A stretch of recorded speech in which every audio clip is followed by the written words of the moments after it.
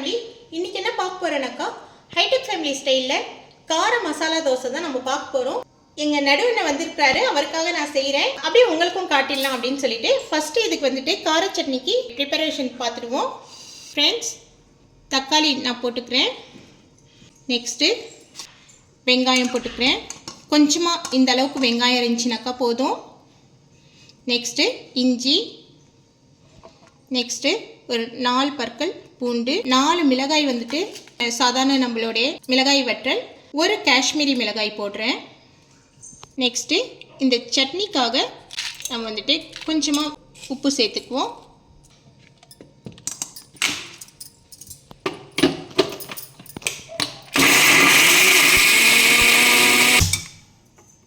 நான் சின்ன ஒரு கடாய் வச்சுக்கிட்டேன். இந்த சட்னியை நம்ம வந்துட்டு தாளிச்சிக்குவோம். ஃப்ரெண்ட்ஸ், எண்ணெயை ஊற்றிக்கிறேன்.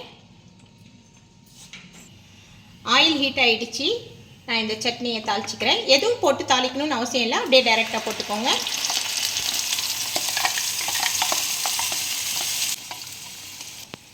ஃப்ரெண்ட்ஸ், இந்த சட்னி கொஞ்சம் சுண்டட்டும், இது அப்படியே இருக்கட்டும். நம்ம இந்த பக்கம் மசால் ரெடி பண்ணிக்கலாம். ஃப்ரெண்ட்ஸ், ஆயில் ஊற்றிக்கிறேன். ஃப்ரெண்ட்ஸ், ஆயில் ஹீட் ஆகிடுச்சு. நான் கடுகு போட்டுக்கிறேன். நெக்ஸ்ட்டு உளுத்தம்பருப்பு கொஞ்சமாக போட்டுக்கோங்க. நெக்ஸ்ட்டு கொஞ்சம் கடலைப்பருப்பு போட்டுக்கோங்க. நெக்ஸ்ட்டு கொஞ்சம் ஜீரகம். ஃப்ரெண்ட்ஸ், கடுகுலாம் வெடிச்சிடுச்சு. இப்போது நான் வெங்காயம் போட்டுக்கிறேன். நெக்ஸ்ட்டு கருவேப்பிலையும் போட்டுக்கிறேன். நெக்ஸ்ட்டு பச்சை மிளகாய் போட்டுக்கிறேன். பச்சை மிளகாய் குட்டி குட்டியாக கட் பண்ணி வச்சுக்கோங்க.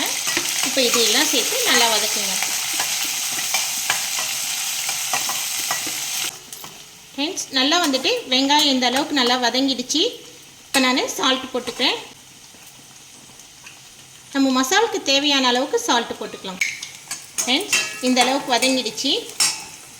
இப்போ நான் மஞ்சள் தூள் போட்டுக்கிறேன். கொஞ்சமாக உருளைக்கிழங்கு நல்லா மேஷ் பண்ணி வச்சுருக்கேன், இதையும் போட்டுக்கிறேன்.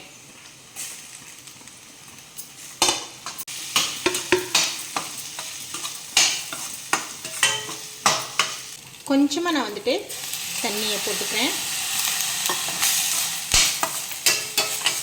லேசாக வந்துட்டு தண்ணியை தெளித்து விட்டுற மாதிரி பண்ணுங்கள், போதும்.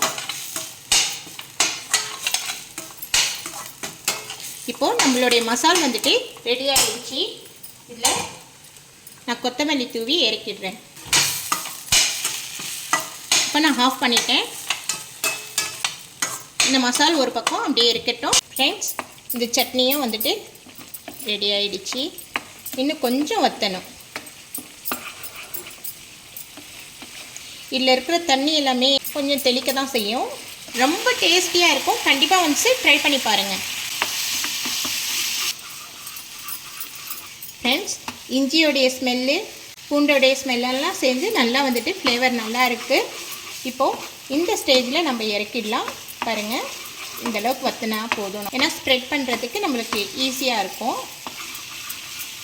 நான் இறக்கி வச்சிடுறேன். இந்த பக்கம் நான் தவா வச்சுட்டேன். இப்போ 2 பேஸுமே வந்துட்டு நம்மளுக்கு ரெடி ஆகிடுச்சு. ஃப்ரெண்ட்ஸ், இப்போ நம்ம தோசையை ஊற்றிக்கலாம்.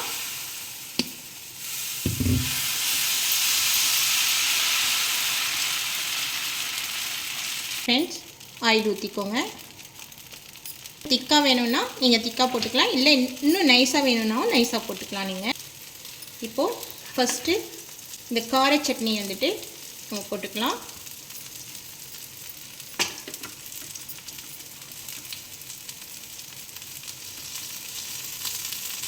கார சட்னி ஃபஸ்ட்டு அப்ளை பண்ணிட்டோம். நெக்ஸ்ட்டு இந்த மசால் வச்சுக்கோங்க.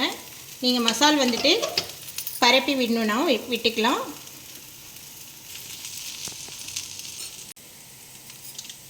இதில் கொஞ்சமாக பட்டர் போட்டுக்கோங்க.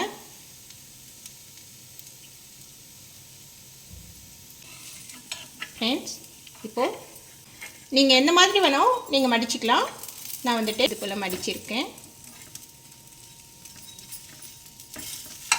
ஃப்ரெண்ட்ஸ், இப்போது நம்மளுடைய கார மசாலா தோசை சூப்பராக ரெடி ஆகிடுச்சு. நான் எடுத்துடுறேன்.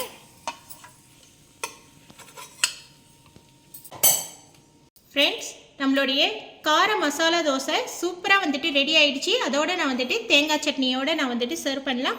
நம்ம அப்படியே கூட சாப்பிட்லாம், சட்னியே தேவையில்லை. சட்னி தொட்டுக்கிறவங்க தொட்டுக்கலாம் நீங்கள். ஓகே ஃப்ரெண்ட்ஸ், இந்த வீடியோ உங்களுக்கு பிடிச்சிருந்ததுனாக்கா கமெண்ட்ஸ் பண்ணுங்கள், லைக் பண்ணுங்கள், ஷேர் பண்ணுங்கள், சப்ஸ்கிரைப் பண்ணி நோட்டிஃபிகேஷன் பட்டனை ப்ரெஸ் பண்ணுங்கள். ஓகே ஃப்ரெண்ட்ஸ், நான் அடுத்த வீடியோவில் நான் சந்திக்கிறேன். Bye, thank you.